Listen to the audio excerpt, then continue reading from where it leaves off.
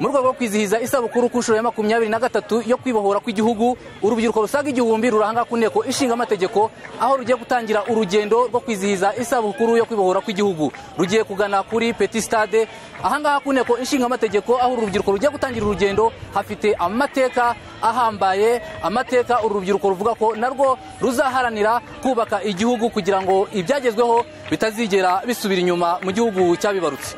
Ingamba rero ya mbere nuko tugomba kurushaho kurinda, gusigasira ndetse no kubakira ku byagezweho mu gihugu cyacu.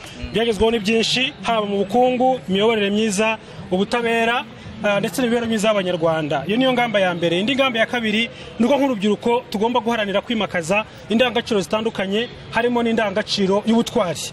Indangagaciro y'ubutwari ikaturanga mu buzima bwacu bwa buri munsi, duharanira kugera ikirenge mu rubyiruko, mu cy'urubyiruko rwahoze ari urwa FPR Inkotanyi rwabohoye kino gihugu cyacu cy'u Rwanda. Iki gikorwa ni cy'agaciro nk'urubyiruko kuko tuba twibuka intwari zabohoye u Rwanda.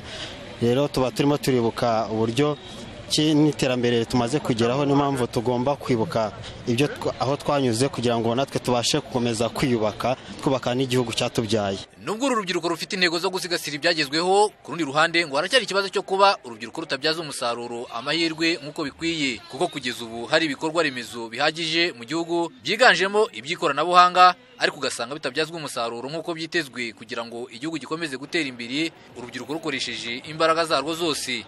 Bampiriye Everine numwe mu rubyiruko wemera ko akiri icyuho ku rubyiruko mu kubaka igihugu. Amahirwe koko turayafite, ariko urubyiruko rwinshi ntabwo tubasha kuyabyaza umusaruro. Ahanini turacyafite imyumvire ikiri hasi, kumenya ese ayo mahirwe dufite twayabyaza umusaruro ki, cyane ko twebwe twakuze ibintu bisa nkaho byikoze.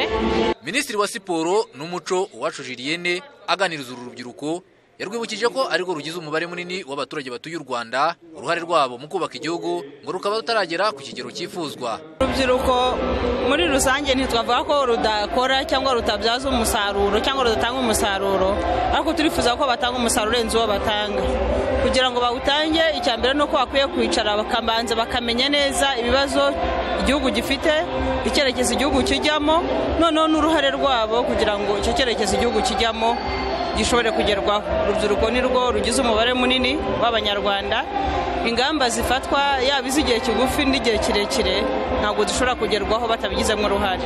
Mu kiganiro Colonel Jules Rutarimara, umuyobozi mukuru w'ishuri rya gisirikare ry'ingabo z'u Rwanda, Rwanda Peace Academy, yahaye urubyiruko rw'umujyi wa Kigali cyari gifite insanganyamatsiko ivuga ku ruhare rw'urubyiruko mu rugamba rwo kwibohora. Yavuze ko icyatumye habaho urugamba rwo kubohora igihugu harimo gukunda igihugu ndetse no kurwanya akarengane. Ni ibiganiro byagaragayemo kwishimira ubutwari bw'ingabo zahoze ari za RPA, igitaramo cyahuje urubyiruko cyiswe bararurwanye.